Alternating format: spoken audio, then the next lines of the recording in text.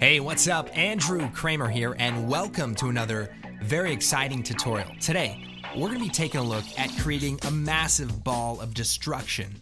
So, not recently, I don't know how long it's been, but we created a cool iPhone app that allows you to turn people into demons using your phone. So, we created a cool promo video, and now I'm going to show you how we did some of the effects. So, here's the effect we're going to be taking a look at. Wow. So we've got this glass ball falling down, breaking into millions of pieces, and we're going to be showing you exactly how I put this together.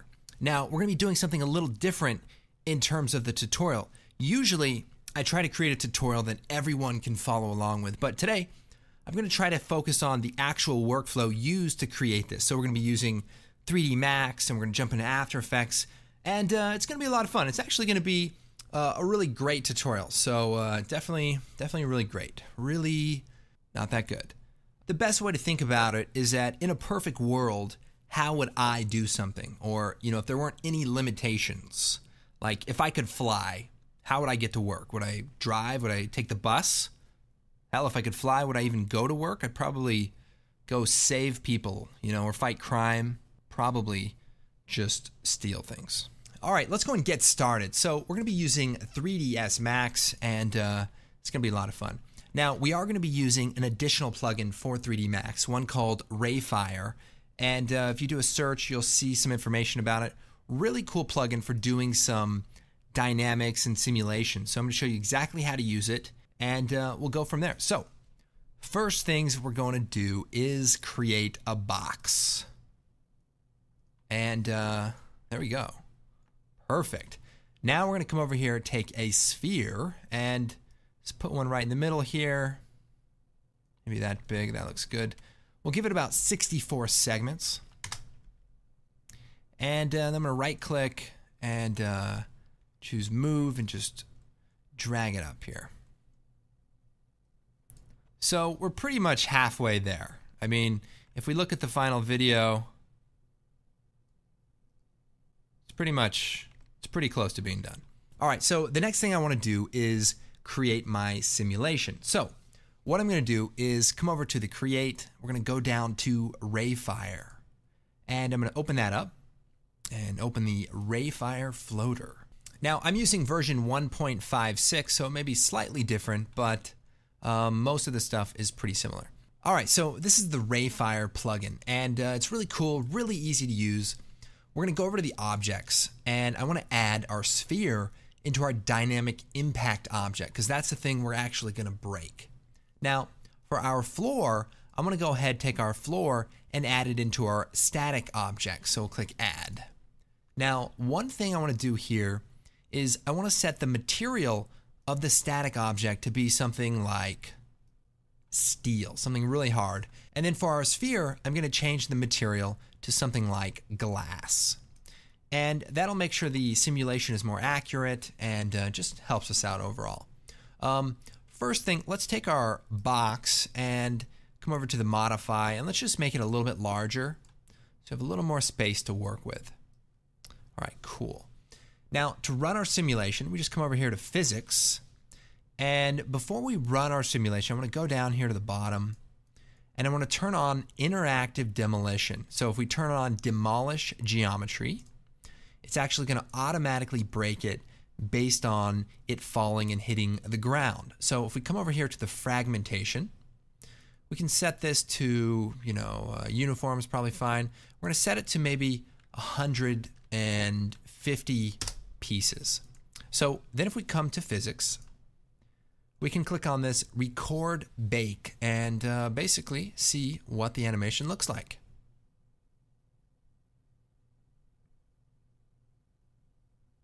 So when it's done there, I'll just go ahead and hit pause. And I like to do it this way because then I can stop it and I can re-simulate it.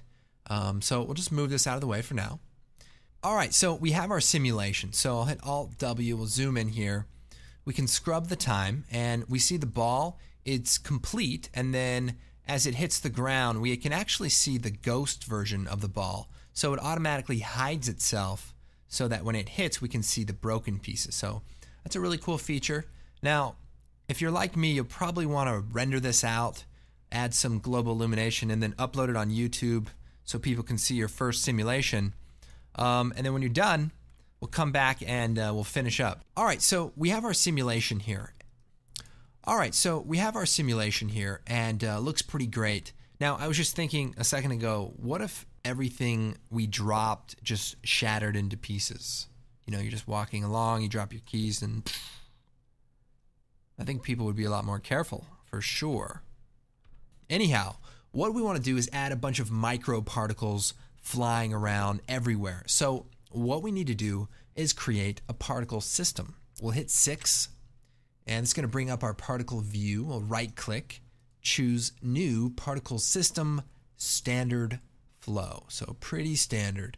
What I'm going to do is change the position type to Position Object and replace that.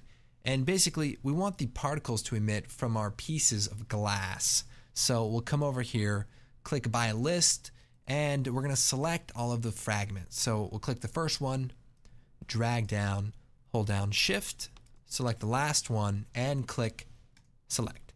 So if we come up to the top, we're going to click on Lock on Emitter, and if we change the color, we can actually see the particles now stuck to our pieces. So if we go to the birth, let's set that to 0, 1, and maybe 500 particles. So basically at frame 1, there's going to be 500 particles total. So now there's speed, rotation, all this. We don't need that. We'll just delete that. I do want to create a collision event. So we'll take that, put it right above the display. And we need something for our collision event to collide with. So let's create a deflector. So we'll hide that. Come over here to the create. We'll do space warp. So we're going to click on the deflectors. And we're just going to take the standard deflector, and we'll zoom out here, and we're just going to draw the deflector. So perfect. Set the bounce to 0. We'll go to the modify. And what I want to do actually is change the name to activate, because this deflector is actually just going to be used to activate our particles. So we'll hit 6, show you what I'm talking about. First, we'll add the deflector to our list. So we'll click List, Activate, Select. So this is definitely getting somewhere. Now I'm going to move all this over. Now the idea here is once the particles come in contact with our deflector, they're actually going to move into another event, into another state. Let's move our deflector up just a bit. So go to about here, set a keyframe, auto key, and just move forward a bit here. So basically, we're animating it as it hits the ground, and we probably just go all the way up with it. So once the particles come in contact with the deflector, we can then move them on into another event. So I'll hit N to shut off animate, and hit 6 to bring up our particle view. So let's just add a display node out all by itself, along with a speed node. And then we'll change the color from green to red. So then if we take our collision event and we'll feed it into our new event. So if we look, let's see, I'll hit 6. If we look closely here, we can see that the particles, once they collide, they turn red and they actually fall through the ground. So not exactly what we want to have happen, but we can see that they're taking on the new event attributes. So let's go ahead and make some adjustments. So we'll hit 6, come in here, and we want to add a spin. That'll make the particles go spinning. Maybe we'll add a shape instance, so we'll bring that out.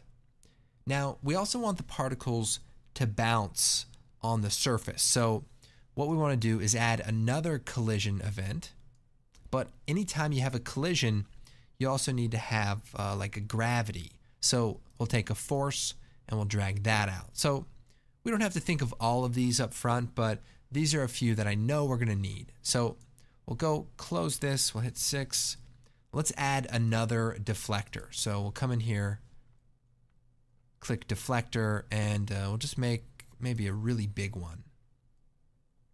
Now I want to go ahead into the modify, turn the bounce down a little bit, 0.7, and turn the friction up a little bit as well. So that'll be good.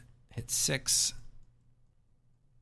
Let's take the collision and we'll add in that new deflector that's not called activate, and we'll hit select. And so now we're actually going to start seeing the particles bouncing. Now, once they bounce once, we need something to bring them back down. So let's go ahead and add a force gravity. So we'll just click in here, make sure it's pointing downward, and then we'll go back into the particle flow, click on forces, and add the gravity. So seems kind of complicated perhaps, but just a lot of little steps that you just have to run into and take care of. So now we can see the particles bounce. So they hit down and then they bounce.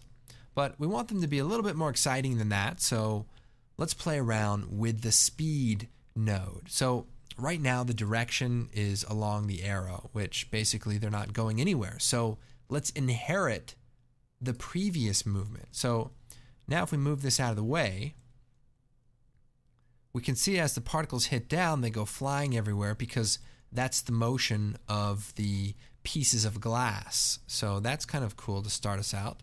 But I'm thinking it's a little bit too fluid.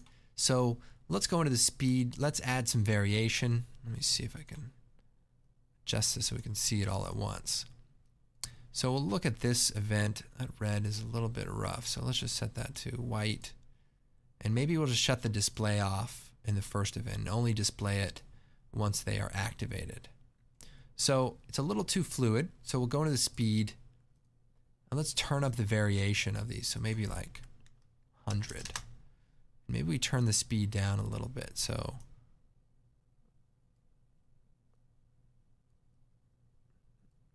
and then we also have some divergence, which is going to just move these around a little bit more. So this is looking pretty good. We have particles going and flying. Now, instead of little ticks, let's see if we can change that to something more useful. So we have our shape instancing on. Now, we can pick a group of pieces, or we can just click one piece. So what I'm going to do is click particle geometry and just click on one of these random pieces. So now what's going to happen is, so if I go to the display, I'll set it from ticks to geometry. So now all of those little particles are actually pieces of glass. So if we go into the shape instance, we can scale them down so that they're, micro pieces, and we can turn up the variation, 90, and that way we have a lot of pieces flying everywhere. And frankly, I think we need a lot more. So let's go back up to the birth event. Let's turn that up to maybe 5,000. So now we have a lot more particles to work with, and they're really flying everywhere. So probably play around with the speed a little bit more.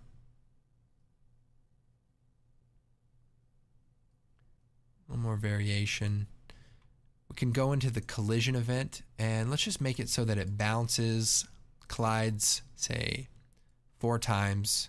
And that way it'll stop after that. And maybe make the ground a little bit less bouncy. And a little more friction. So if we look here, if we turn up that friction, it'll make the radius a little bit smaller, because no friction, they're going to slide all over. But if we turn it up a little tighter, the particles won't go too crazy. So let's go ahead and save. And this is looking pretty good. Let's go ahead and look at an animation.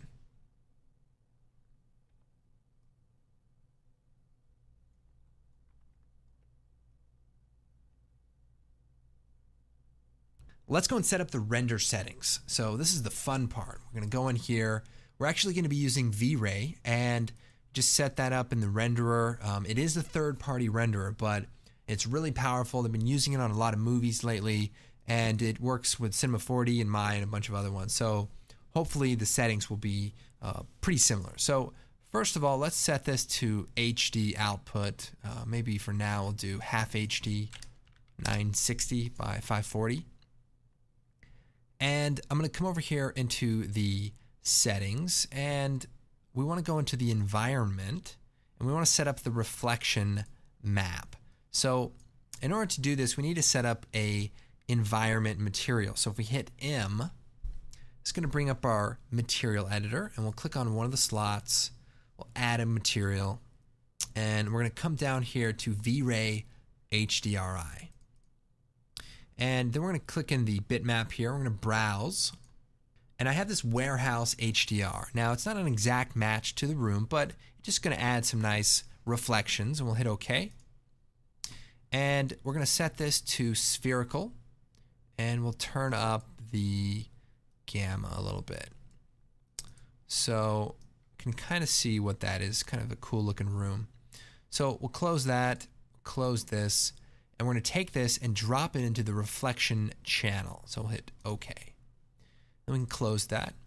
Now we want to create a glass material. So we'll click on another slot, and we'll click standard, and we'll change this to V-Ray material. And we'll hit OK.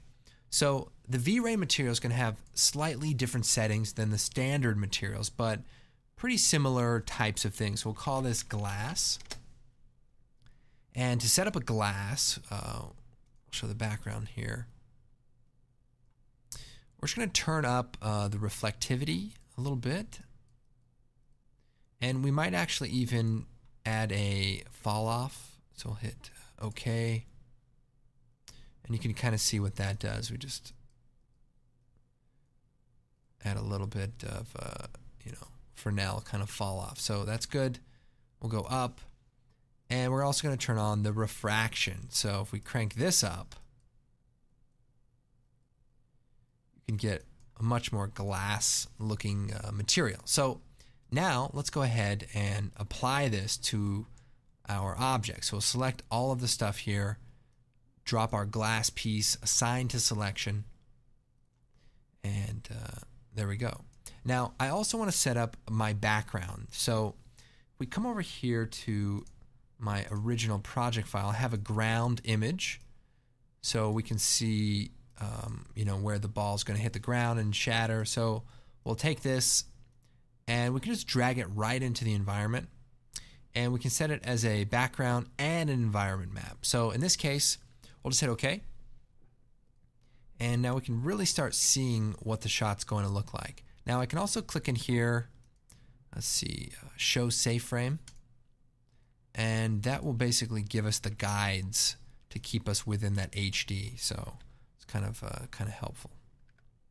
Now, one thing I want to do is set up a material that allows shadows to be cast on the ground. So usually we call it a matte shadow material. In Cinema 4D, it's called like a shadow catching material. So to do that, we're going to create a special material. So click on here, and we're going to change it to a special material called V-Ray Material Wrapper. And we'll hit OK. And we'll keep the old material as a submap. And we just have to do a couple of things. We want to matte the surface. So we want to create a matte from the actual surface. And we want the alpha contribution to be -1. And we want to collect the shadows and affect the alpha. So we basically just turn on all this stuff, set that to -1. So now if we drop this on our box or our floor layer, what's going to happen is if I do a quick test render, so I'll hit F9, we can see that the glass is rendering, but we no longer see that ground layer. So this is going to be really helpful for later, so we have the alpha channel that we need for compositing. So we'll go ahead and close that. Now I can take this gray layer now and just go right click, let's see, and do object properties, and we can make it maybe see-through, just for the sake of being able to see the rest of the scene. So the pieces are going to fall down. We might move the camera in a little closer and maybe zoom it out a little bit. We just really want to be in the middle of all of this action. So looks pretty good. All right, so we've got the glass pieces falling.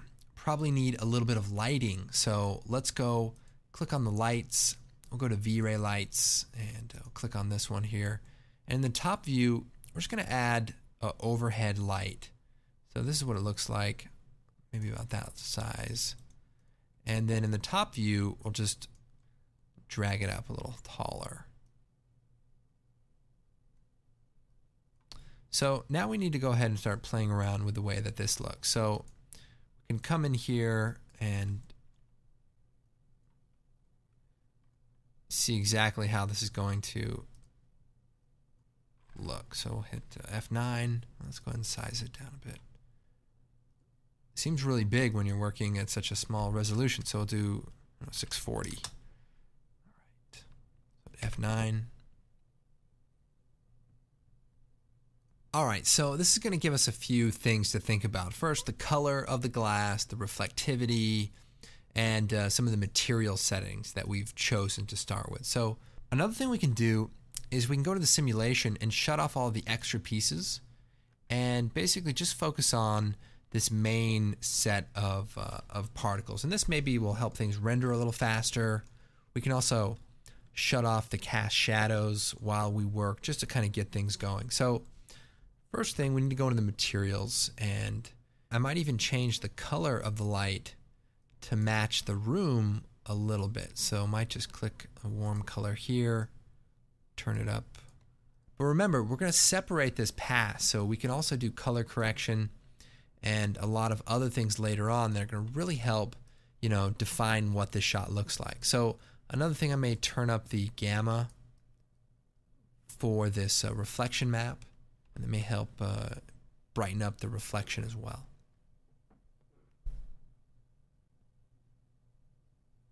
Okay. All right, so that's looking pretty good, for a first little pass.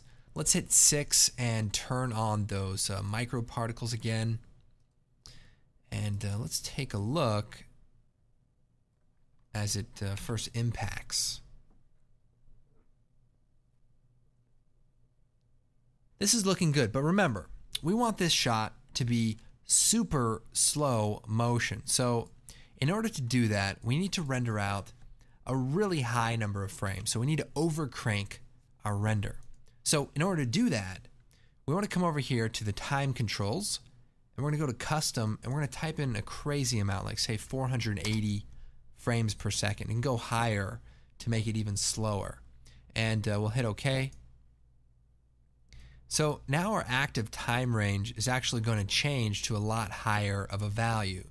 And another thing we want to keep track of is our activating particle system. So if we move in here, we're going to see that our particles are going to be a little bit slower to react, and that may be okay. But if we want to make any changes, we just go into the settings and do that. But let's just take a look and what this is going to look like. So if we go back just a little bit before it breaks, maybe about frame 530, we can go animation, make preview, and we'll set a custom range. So we'll do say 530 by maybe 650. Now we want to go ahead and we'll set that to 100%, but we want to play back at 24 frames per second. So I'll just do uncompressed and create, let's see.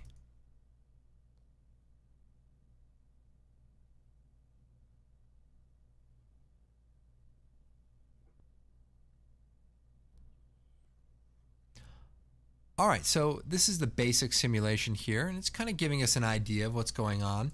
We can play around with the different settings, and when you're dealing with a project like this where it's going to take a long time to render, you really want to make sure that you get it right in the viewports and in the animation previews so that you're not spending a lot of time re-rendering stuff and getting things perfectly dialed in. So let's go and set this up to render. Now we could probably work on it a little bit more, but I think we're pretty close. All right, so let's go and set this up to render. Now I want to go and render, say, frame 480 all the way till about 720. So we'll come up here, click on the render settings. We'll type 480 to about 720. And we'll come down here, click on File, and let's just save this, Shatter version 1. And we're going to use the OpenEXR format. And if we go up to the setup, we can pretty much leave it as default, but this is going to be a 32-bit per channel format. So that'll be really helpful. And then we want to add a Z pass. So we'll click Add, come down here to Z depth, and OK. So it should be good in the 32-bit channel to give us enough of that information. So this is pretty good. Make sure we set this to full HD, and we'll click Render. It may take a little while, so I'll be back in a bit. All right, so the fun continues. We're going to be jumping into After Effects here, and I've imported our render. Now, instead of using the render that we just created, I'm just going to go ahead and use the original render from the shot.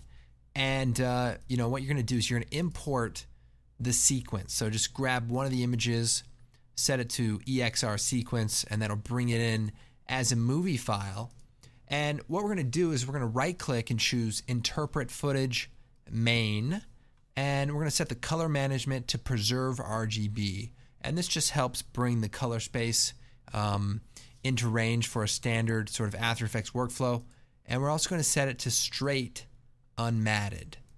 Now I'm also going to go to the Z pass. So we have our glass footage and our Z pass. We're going to right click on the pass and choose Interpret Footage Main. Also, we'll set it to Preserve RGB. And for this one, we're actually going to set it to ignore the alpha channel. And also, I want to make sure I set the frame rate to 23.976, and likewise for our glass footage. So this is the idea. So we'll take our glass and we'll drop it into a new comp. So make some space here. Now, the shot that we just created actually doesn't have the pieces of glass inside of the ball until it actually hits down. So originally I just sort of fixed that by using a second render of the ball and just kind of composited together. So in this case I'll just ignore that, but you know, you shouldn't have that problem if you follow along with the previous step. So all right, so we have this, we have our ground background layer, so we'll drop that in, so we'll put that below it, and basically we're done. No. We have this Z pass also, so let's drag that out.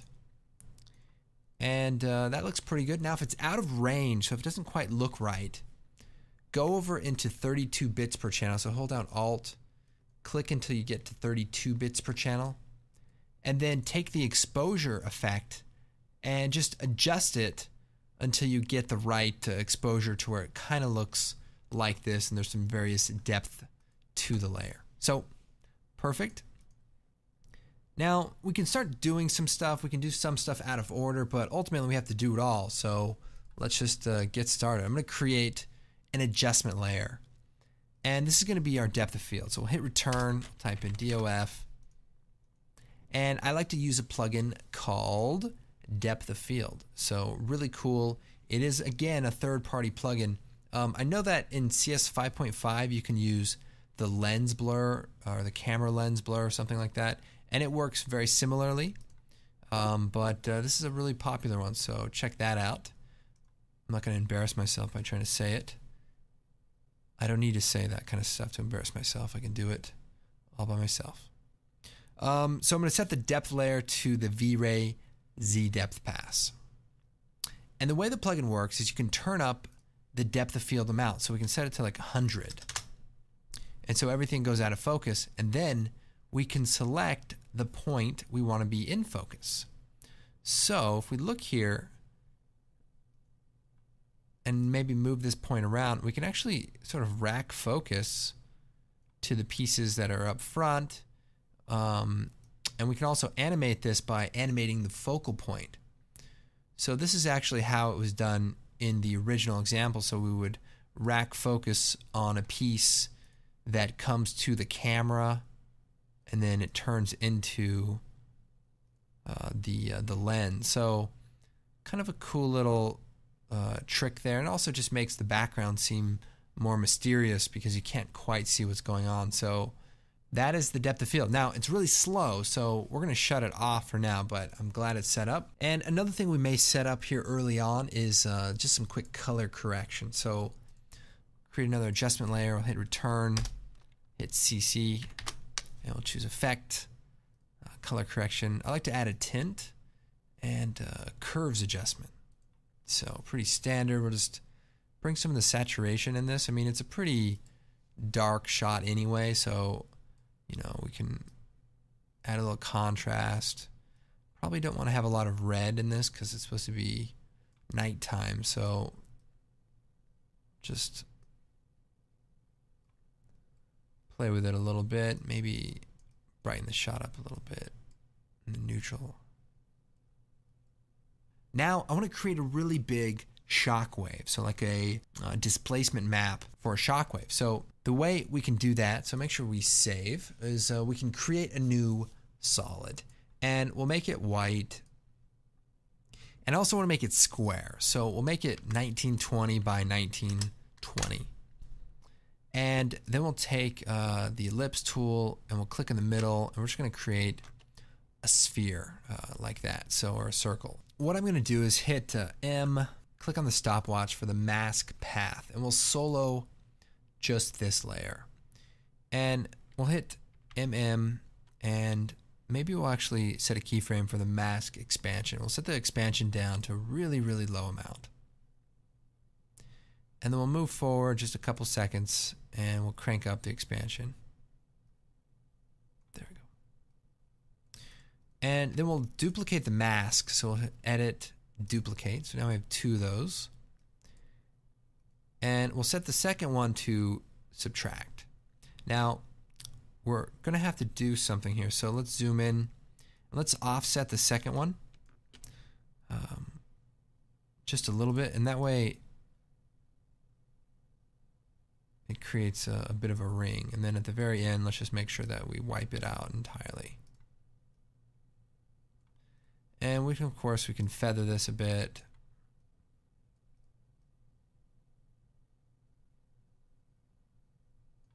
And again, I'll just make sure we wipe it out entirely at the end there. So perfect. Now look at this. We'll come over here and we'll type in roughen edges, and we'll drop that onto our solid. So now we've got a cool looking effect there. Maybe we'll slide this over, make it a little thicker, and we can turn the sharpness down just a bit. So this looks pretty good for our shockwave. So what I'm going to do is pre-compose this. So we'll just trim the layer. Sorry, what I did there was I hit Alt begin bracket to trim it, and then I hit Alt home, which brings it to the beginning of the comp, and then I can pre-compose it by just choosing layer pre-compose, and we're going to move all the attributes into the new comp. But one thing I want to do is, because it goes out of the frame, let's go to the comp setting and set it to 1920 again, so that way it'll be full frame the whole time. Cool. All right, so we'll come back to our comp, we'll unsolo the shockwave, and let's set it to be a 3D layer. So now if we zoom in, we can take the rotation tool and flatten it down here a bit. Let's see. The glass is going to hit down about here. And we'll move the shockwave over to about that point in time. Maybe that's a little fast. So let's go in here and hit U. And if we select all the keyframes, we can hold Alt, click the last keyframe, and drag it over. And that will actually slow it down a bit. So I don't know that we need it to be that much slower, but maybe a little slower. Okay, so that's what we want. Now I do want to pre-compose it, and we'll move all the attributes. And we'll call this shockwave. And then we'll open it up, and I just want to create a quick background solid. So We'll set it to 50% gray, so we could do 0.5, 0.5, 0.5, and this will work perfectly for a displacement map. So we'll come back into our final comp, and we'll go ahead and shut the displacement layer off, and I'm going to create another adjustment layer, and this one's going to be called displace. And we're going to type in displacement. We're going to take the displacement map plugin and drop it onto our adjustment layer. Then we'll select the shockwave layer, and let's bring it down just above the ground. So we can just solo those two layers. So if we look at this,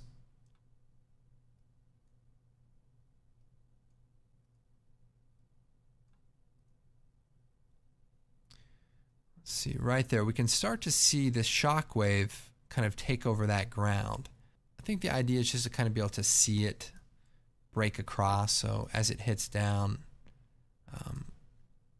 let me see if we can watch a little bit of this.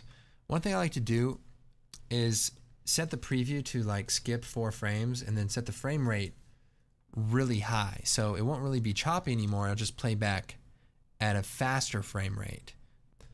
All right, so let's take a look here. So as it hits, we can see the shockwave kind of slide off. We're not looking at it in real time, so we don't want to make too many changes, but possibly we could slide this over a little bit so it happens a little bit sooner.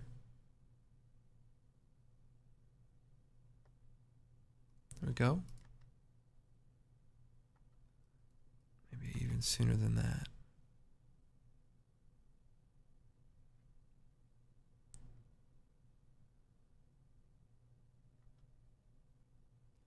So that's pretty cool. We can scale that up and make it more intense, but I think that's good just for the basic idea of creating a ground shockwave, and we can crank that up and then fade the value out. Now we're going to be compositing another pass, which is kind of a smoke pass. So we'll take this fume effects pass that we created. Now I didn't go over this just because it's a little bit intense, but you can do some cool tutorials for fume effects, but you can also just use some effects that come with the Action Essentials collection that are a little bit easier to use and might work just as well. So we're going to color correct this fume effects pass, maybe make it smoke colored or like dust almost. And then we'll take a look.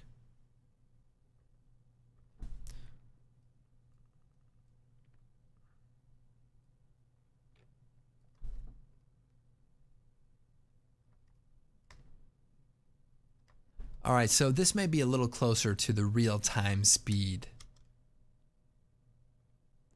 So it's extremely slow. We want to make sure that we, time our effects and everything to go with that much slower rate. So pretty good. Let's go ahead and add another kind of a lens flare effect.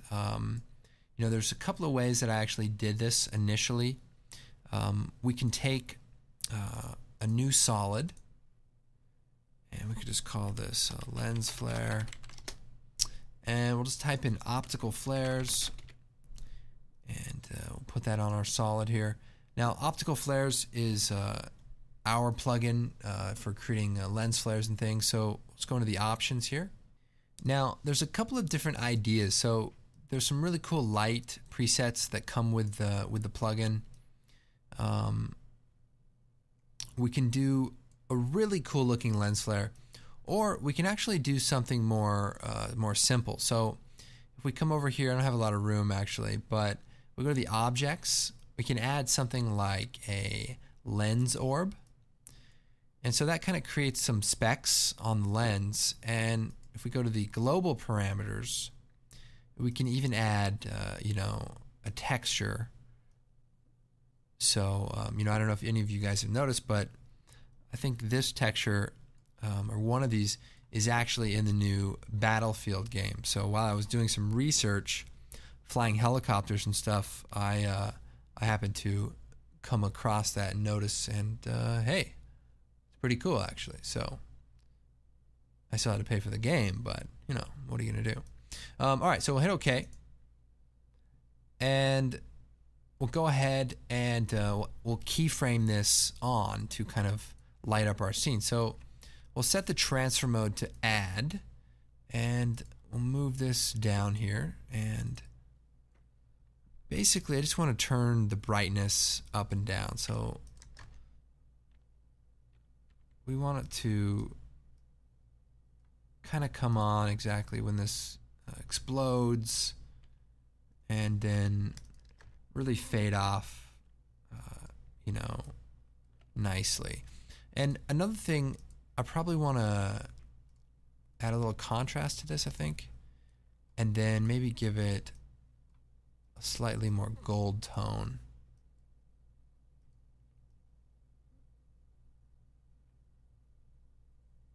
Now that I'm looking at the surface area, I might go into the options again and add just like a quick streak. And that way it kind of fills that area of where it actually impacts. All right, so let's go and turn our depth of field back on. So we'll put this right here. We'll turn our depth of field on. Probably want to set the focal point, and then maybe keyframe the focal point as we get a little larger, and maybe, you know, make it come forward a bit. So pretty cool. Maybe put the color correction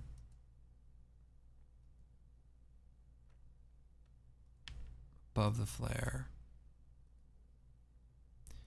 And this is going to take a little while, but maybe we could take a look. And another thing too, I noticed the glass is kind of blue looking instead of gold looking. So since it's a separate layer, let's see right here, we can actually go in and color correct it all by itself. So we could brighten it. We could take some of that blue out of it. You know, maybe make it a little more gold colored. So it's really cool when you work with separate pieces like that, because then you can really refine it and make it look the way you want.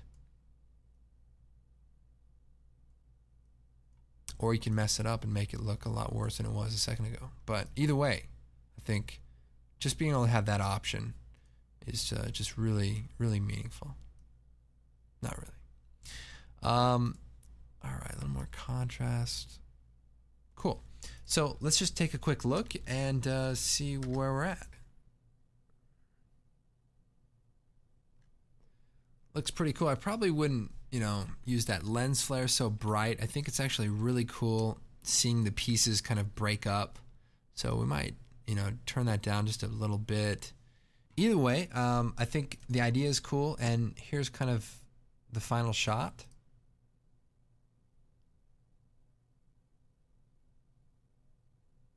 So pretty cool. I guess you can kind of see the glow is a little bit more based on the geometry, and it just kind of has a mask that highlights around that area. And also, I guess I did a little glow on the ground as well. So that was just a simple mask that, you know, just like the shockwave was sort of a color mask. And I think we got all the points across, and hopefully you guys can kind of see what went into the shot.